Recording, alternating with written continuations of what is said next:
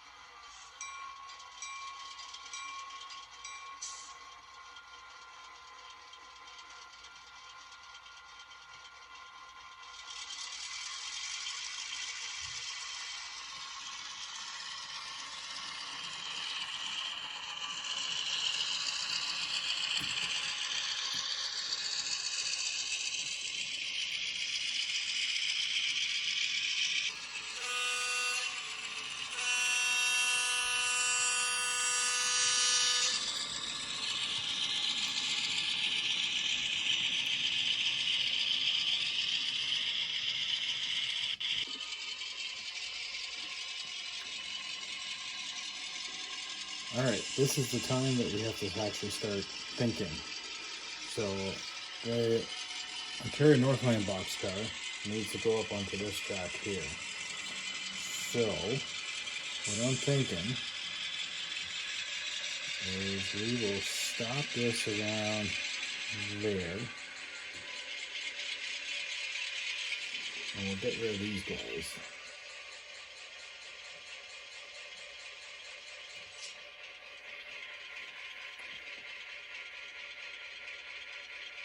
And then switch that's line. So this one's actually not too bad, as long as it goes through the switch okay.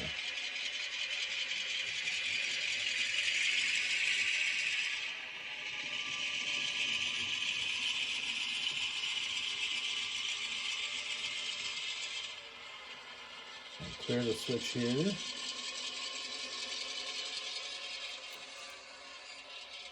Oh, do you need a bell for backing up? Maybe.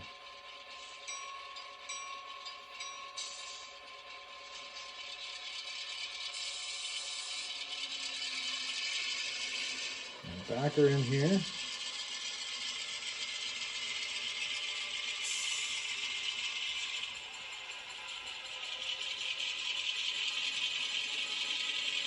That's probably good there. Not sure where the actual door is, so it's close enough. Now we need to come out here.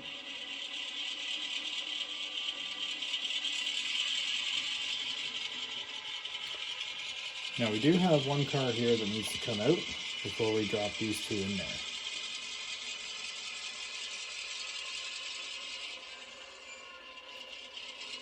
So we'll probably bring it back.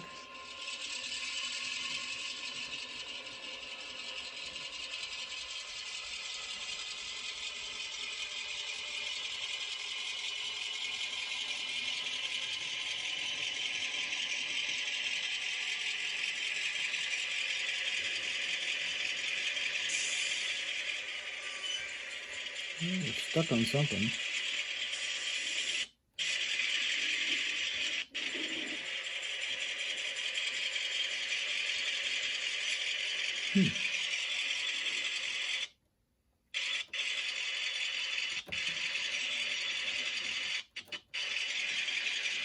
Something's a little low. Probably have to shave these things down.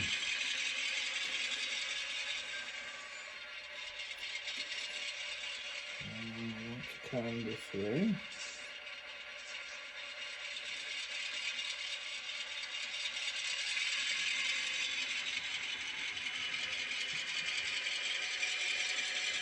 So eventually there's going to be like a flat here with a loading dock, maybe another dock for like trucks and stuff like that. There'll be another something over there for the Canada plastics.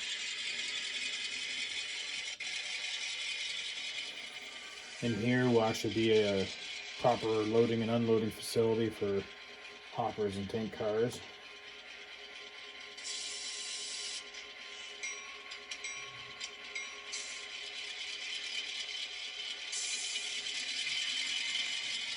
As you can see, I have a couple ideas of other buildings to put around here. They're not, oop.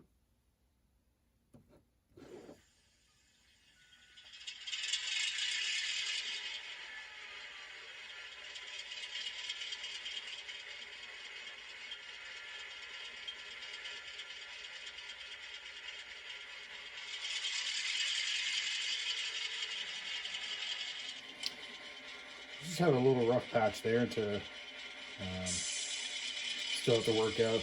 None of this track is actually glued down or nailed down because I'm still trying to, I want to make sure I like the configuration before I make it permanent. Especially if I'm having little issues like that. Might just need a cleaning there.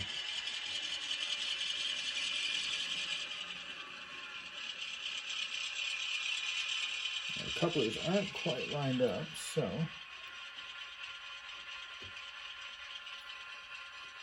there we go. And these are my track bumpers from nscale 454. Anyways, we'll pull this out.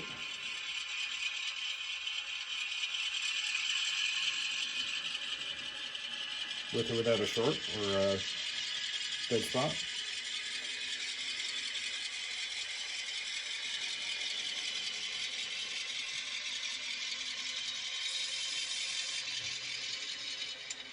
I think what I gotta do, drop in here, because there's not enough room for two cars up there.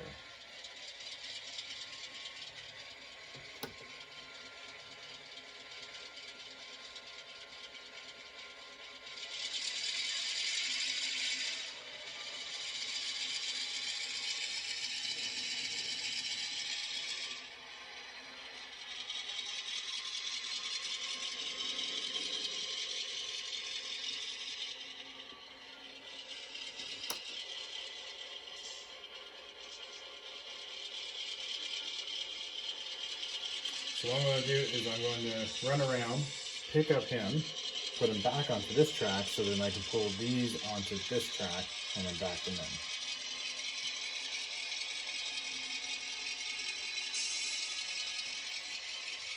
As long as I have all my switches in alignment.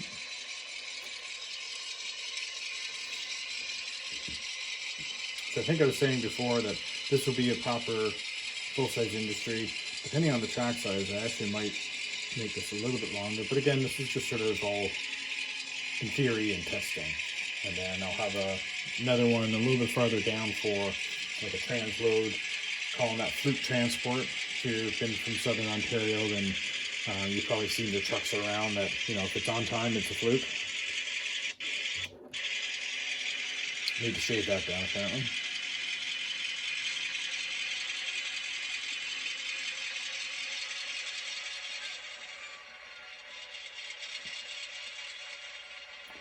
So,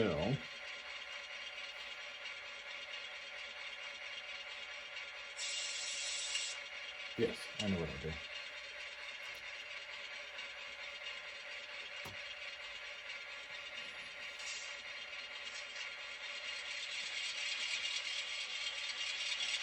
I'm actually going to push the car into that empty spot there.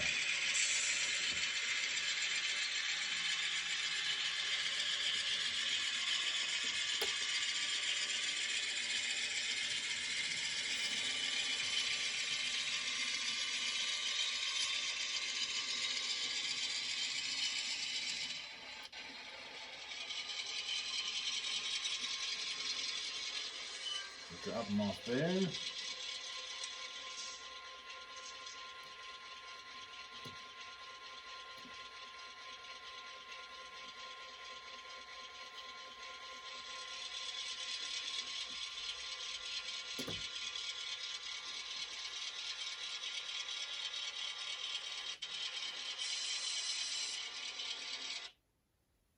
You go.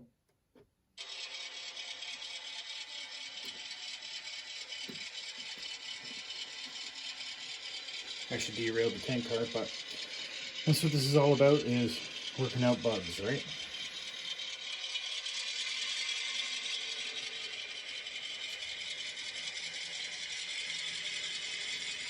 So we'll come back and we'll pick up our other two, which are just a little off camera there, and then pull them on and drop them off.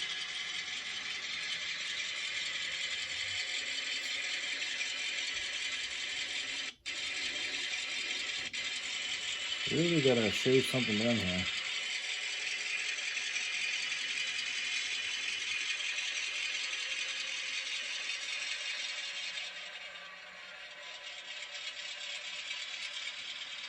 Alright, I think we've got a good connection.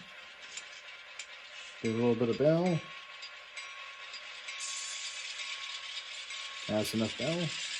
Oh, we did not have a good connection. Try this again.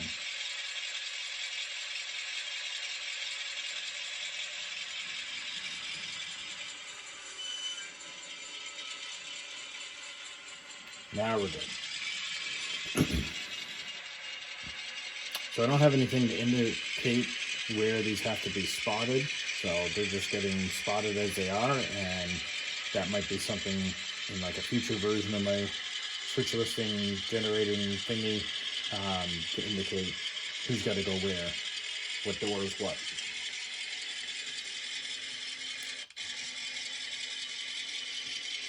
So definitely have some track cleaning to do. And some shaving around here apparently. So just about clear the switch.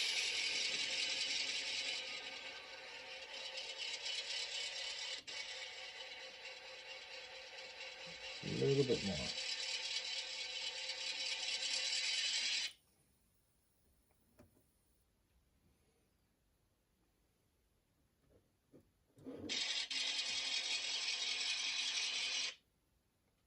And apparently got a short. Okay, hang on. Okay, I think we sorted that out.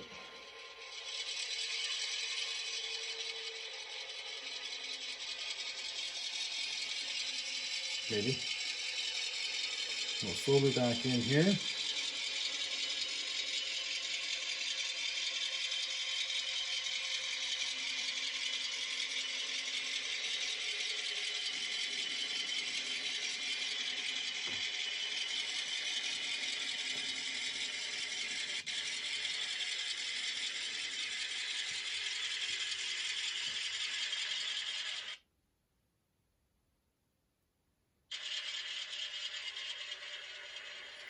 Alright, we'll disconnect here.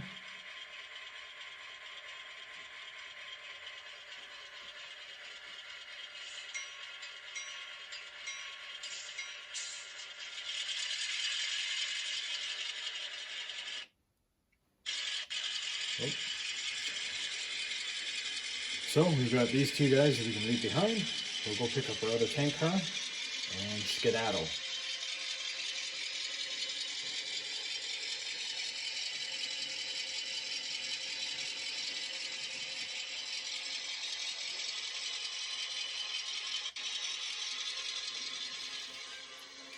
The couplers did not want to couple.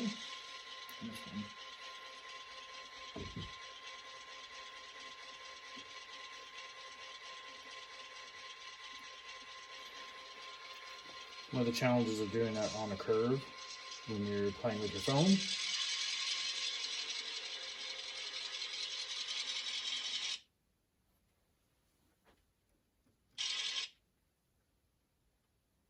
Yeah, man.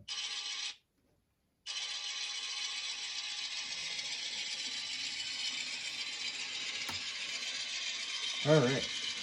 I think we're good to get out of here as long as everything goes quote-unquote smoothly.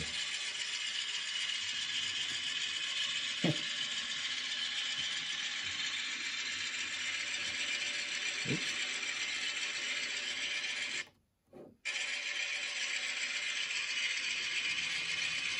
So definitely probably need to make this siding a little bit longer so that I can fit 2 cars in there, because I do want to have 2 cars, so then you can at least have one of each, or 2 tank cars, or 2, whichever. But at least that was a good little test run.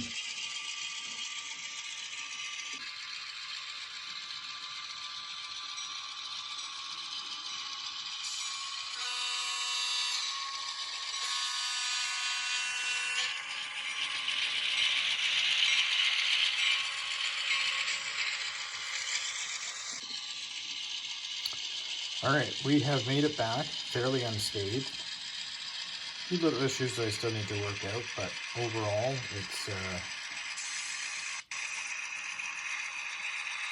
I think it was fairly successful. One interesting thing, well, I don't know if it's interesting to you, but interesting to me, the THB would actually, if you saw some of my previous videos when I got this, they would actually run long hood forward. So technically this actually came back backwards.